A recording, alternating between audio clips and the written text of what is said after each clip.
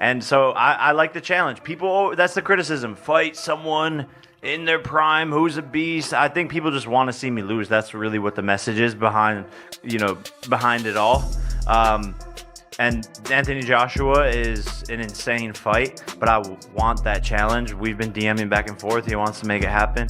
He called me up, and it's looking very likely for next year. Who did Terrence Crawford fight his 11th fight? I don't know. Who did Arthur Beterbiev fight? Jake Paul has found a way to make himself the cash cow early in his career to where we shouldn't care. Jake Paul has become the fighter right now that everybody wants to fight because right now he is the cash cow. He made $40 million just off of Netflix. He has found a way to do something with his following, get under people's skin to make people care about these fights. Jake Paul is putting himself in real danger.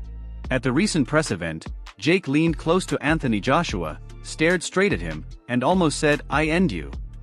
Cameras were on, reporters were watching, and Joshua looked confused across the table.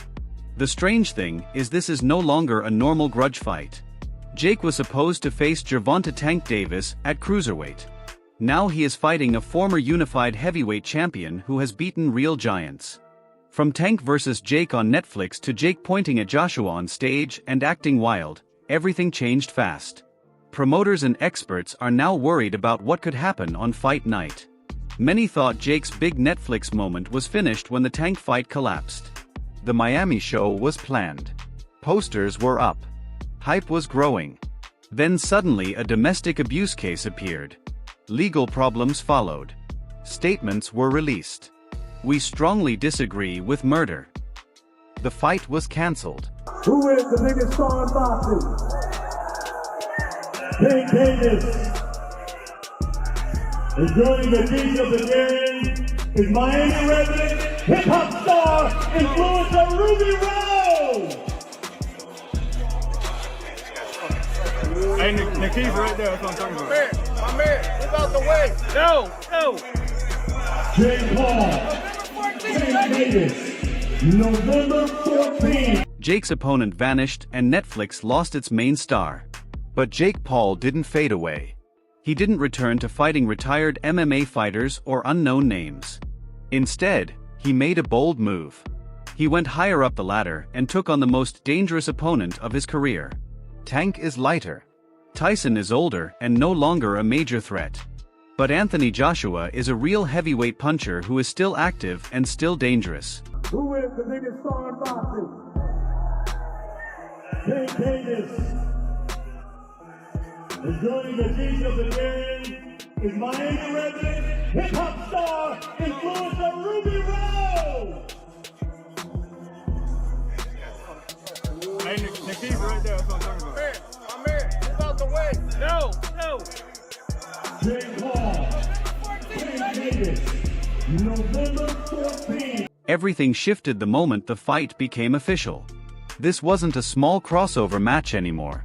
It turned into a real heavyweight fight with 8 rounds, proper gloves, real rules, and real consequences. He has people around him that will be saying to him, mate, Anthony hasn't boxed for a year and a half. Mate, Anthony got dropped in his last fight. Anthony's head's all over the place. He's gone. So listen, fair fucking play. If he steps up and fights AJ, I will be the first to hold my hands up and go fair fucking play. He'd have to be crazy to do it. He would have to be crazy to do it. Jake Paul's never really fought anyone major, like, you know, when's he going to step up and fight a real fighter? I mean, this would definitely be one way to kill that narrative, but it would be a dangerous one. If we're offered it, and the money that I know is inevitable in a fight like that, it would be very difficult for us to turn it down. And I know some people will find a reason to not like it and moan, but I'm just going to give it to you straight always. We were going to have a run out this year in an 8-rounder against someone in the top, I don't know, 120 on BoxRec that you've never heard of. We could have a run out against Jake Paul, end him in boxing forever, get rid of this whole little silly thing, and make about 50 or 60x in the process. How can you turn it down? So if it's real, there is a chance. Jake's won fights that I didn't think he'd win. And Jake has got a lot better over the last couple of years. He ain't in Anthony Joshua's league, that's for sure. The only way this fight happens, if it's a fight, it's a sanctioned fight. I mean, ultimately, it's a cruiserweight stepping up to fight heavyweight. I mean, previously, what did you have? You had a lightweight fighting a cruiserweight, but that was an exhibition. This is no exhibition. This is the 10-ounce big boys, and this is a real fight. We've already really got our plans with Turki Al-Sheikh for 2026, which is ultimately to fight Tyson Fury, but also to have another fight in February. We got the phone call to say, look, obviously Gervonta's out. Would you be interested in December? And the only other option promotions we had for December was to do an 8-rounder on a card somewhere, which I didn't even know was going to happen. So I said to Nikisa, if you're truthful about this, which he assures me Jake is, then it could happen. So let's live in the real world, yeah? And let's just, everybody stay calm and make logical business decisions. What would you do, right? And please don't give me the, yes, but you have to think about the legacy here. You can't eat legacy, and legacy is so important. By the way, he's an Olympic gold medalist, a 2-time world heavyweight champion. The legacy's okay. I wouldn't let him not take this fight. I would push him in the ring to take this fight. So if you want to blame someone, blame me. Just relax. One, I don't even know if it's going to happen. Two, if it does, just relax. Enjoy us going in there for boxing and sticking one on his chin. We'll go back, we'll fight Tyson Fury, etc. So just relax. But how can you say no? How can you say no? What am I missing? Now jump to the face-off. AJ stands on one side, calm, polite, and controlled with the media.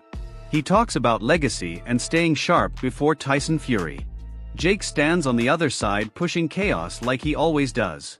At first it feels like a normal Jake Paul press event with jokes, trash talk, and comments about AJ's losses and how he changed after Usyk and Ngannou. Then the energy suddenly shifts. Seeing them together makes the size difference clear. Joshua is 6'6" and around 250 pounds on fight night, even after losing weight for Tyson. Jake is about 227 pounds and normally fights near 200 pounds at cruiserweight. Paul's talking about fighting Gervonta Davis, who's 135 pounds.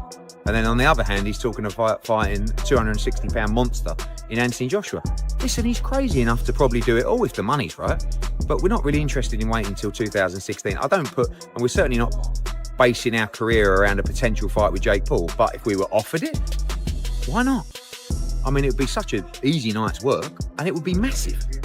And Jake's smart. Look, I know that we have our back and forth. Jake's improving as a fighter, and you have to respect the fact that he's dedicated not just to the business, but also the hard graft of boxing. I still don't think he's particularly good, but he's a decent, some level fighter. But he's crazy. You know, at first, I always felt that Jake was just using these people's names. I think he's got that many people around him that I wouldn't be surprised if he thinks he's got a chance against Anthony Joshua. You know, Jake, I watched him. Jake, you'll knock him out. Yeah. It's like, you know, but, you know, there's a difference between fighting Gervonta Davis, even Canelo Alvarez, and then fighting AJ. You know, the other two you can get just humiliated and schooled and beaten up a little bit. The other one you can be fully decapitated in. So you got to be careful and you got to be smart. And I know you want the money, I know you want the big moments, but this ain't a game. Jake responds the way he always does with bigger fighters. He talks loud.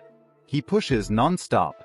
He tries to win mentally before they ever touch gloves.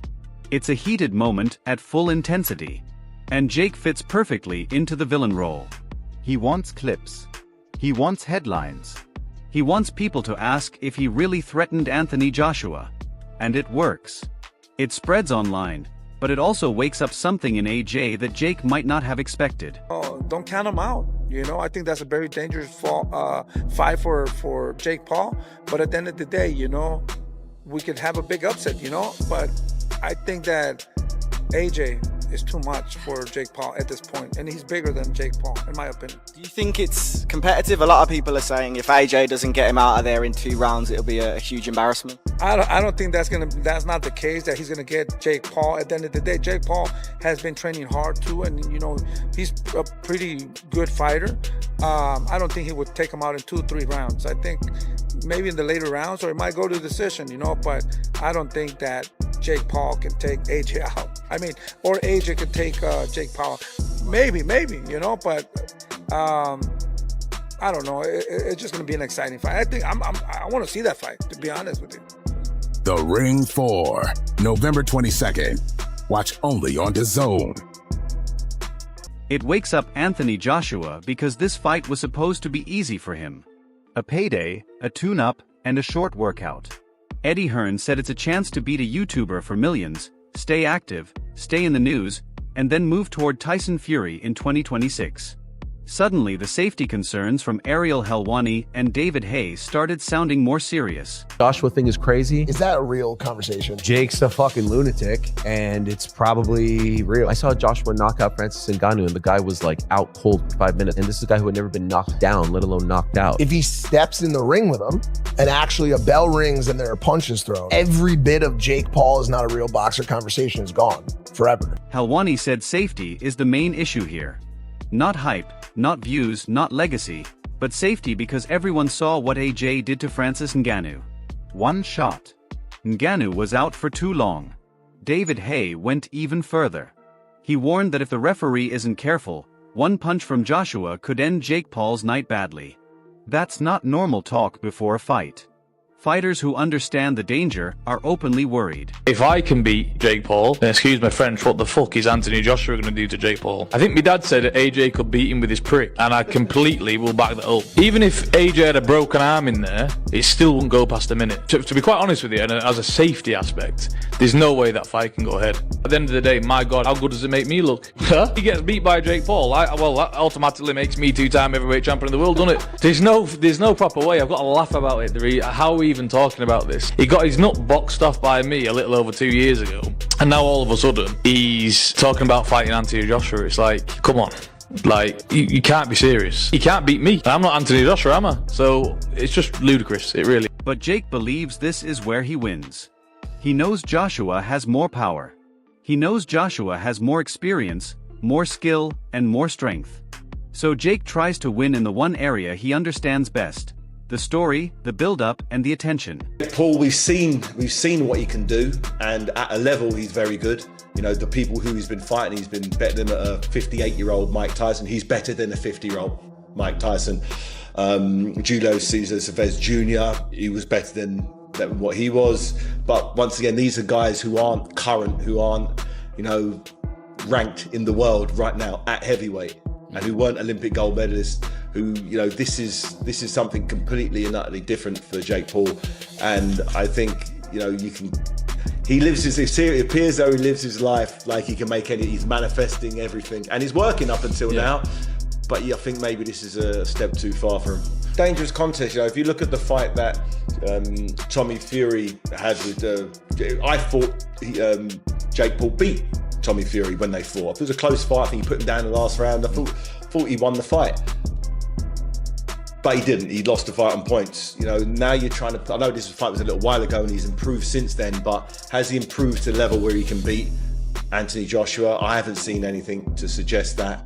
And it's a crazy fight for him to take, but credit to him. If he is going to put himself in harm's way for everyone's entertainment and fight Anthony Joshua, God bless him, because he's taken it to the limit. Some people, when I was a kid and I said I'll be heavyweight champion of the world, everyone said you're crazy, and I made it happen. He's doing the same thing. He's not saying to be world champion. He's saying he's going to fight Anthony Joshua and he'll beat Anthony Joshua. He believes it, and if he can manifest it, then I'll be there ringside to see it in action. Tank Davis wanted to prove who the real boxer was, so he stepped into a bigger man's division. That fight brought criticism about circus matches, influencer boxing, and Tank risking his reputation for Netflix money. Many said Tank cared more about money than boxing. But with AJ it's different. No one thinks Joshua is risking his legacy. They think Joshua is risking Jake's safety. The matchup makes things even more intense. Joshua is a natural heavyweight at 6'6" with a massive frame. A former world champion and Olympic gold medalist who fights at 245 pounds or more. He has dropped fighters weighing 260 pounds. Jake Paul is a cruiserweight with some solid wins.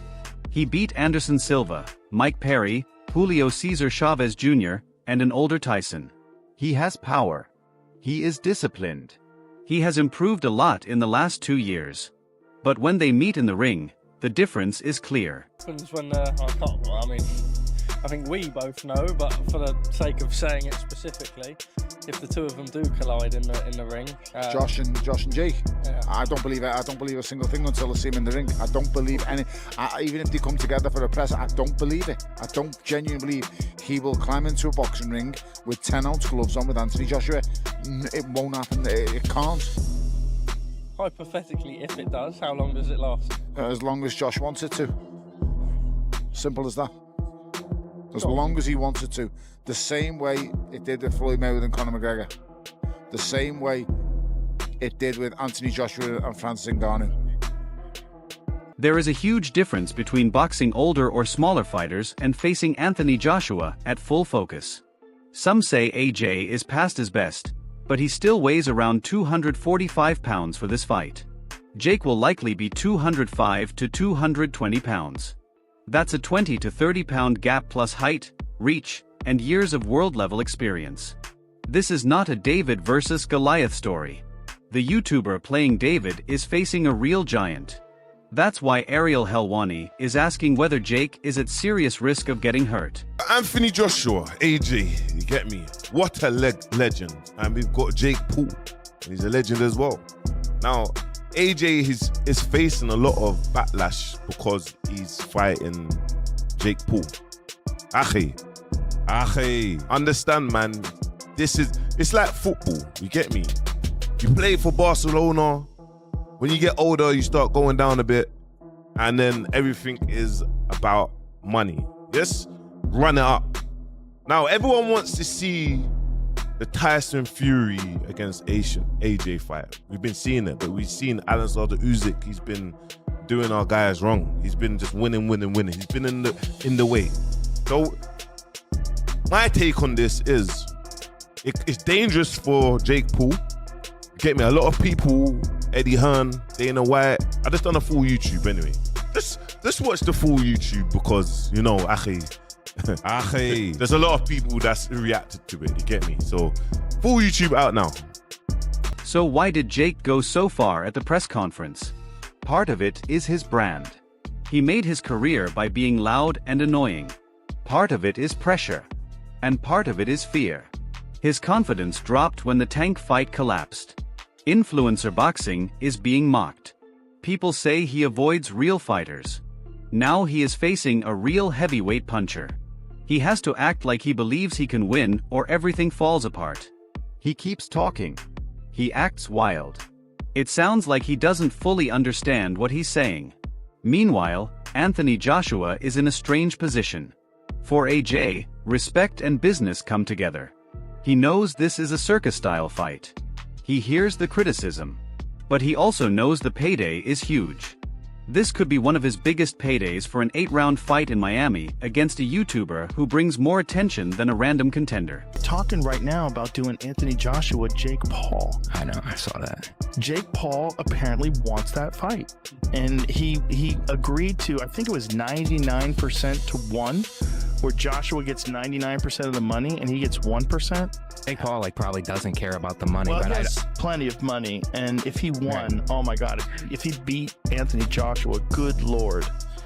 I mean, that's a big if. Right? I mean, Anthony Joshua, Olympic gold medalist, former heavyweight champion of the world. What he did to Francis Ngannou, good Lord. Yes. Do you want that smoke? Yeah, I just think it's all about the promotion or whatever. That fight's not competitive at all. Well, it's a dangerous fight. Yeah. Because Joshua's going to try to make an example out of him, for sure. And will. I mean, Anthony Joshua's one of the biggest one-punch KO artists ever. Yes. That's why Eddie Hearn keeps saying this isn't a show. It's a real fight. Queensberry rules. 10-ounce gloves. No headgear. Don't get it twisted. Someone can get hurt in there. See the fight that's reportedly being worked on for December 19th in Miami. Did I see the fight being worked on December 19th in Miami? Yeah. No. Do you know which fight I'm talking about? No. Fair enough. Oh, Jesus. That's a fucking bad idea. That's a bad idea. But let me tell you what. A lot of people watch that one. Will you watch it? Sure. You know what everybody's tuning in for on that one. I think everybody's going to get what they've finally been waiting for.